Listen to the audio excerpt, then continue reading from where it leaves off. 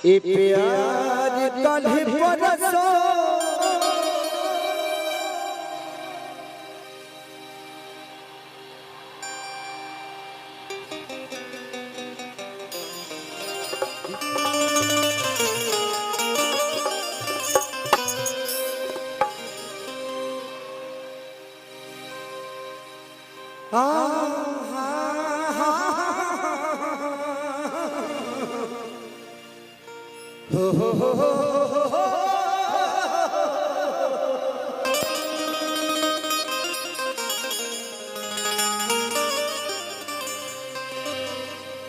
हर जाए पिया जवान हर जगाइले गइयाना हो जगाइले गइयाना। Thank you. चिकना लिया देला उ कहां बा लिया दे फ्रूटियो लिया दे पहले हमनी में पसीजड़ बा कि ये कोनो चनिए करन कनिया की भुलाई गई।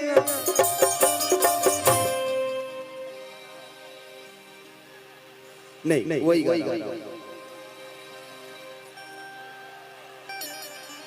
कि तोहर कारण छोड़ल बानी ए जानो छपर शहर के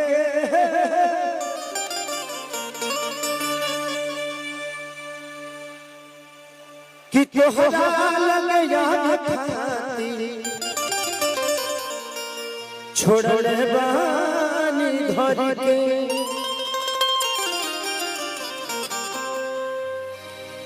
कि जिए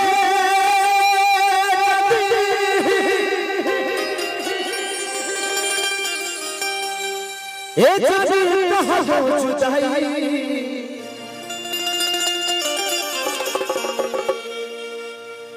पहले के बाद ए सोना याद आई। ये गाना सोना का फेवरेट है ना आप बहुत सुनती है कि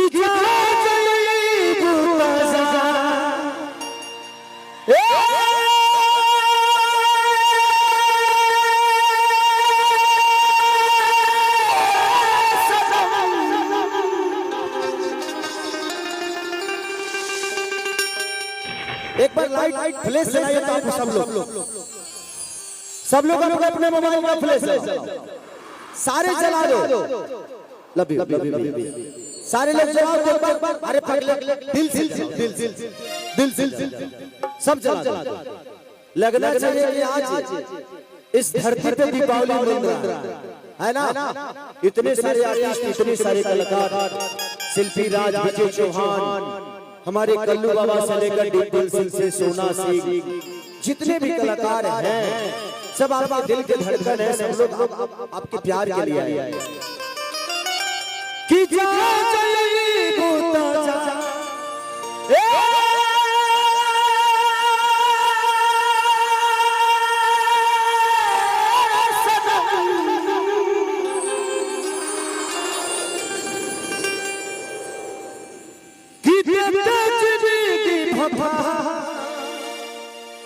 तेरे जख्म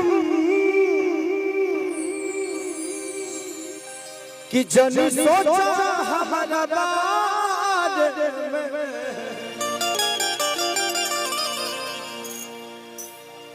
तो हर खातिर हमारा मायल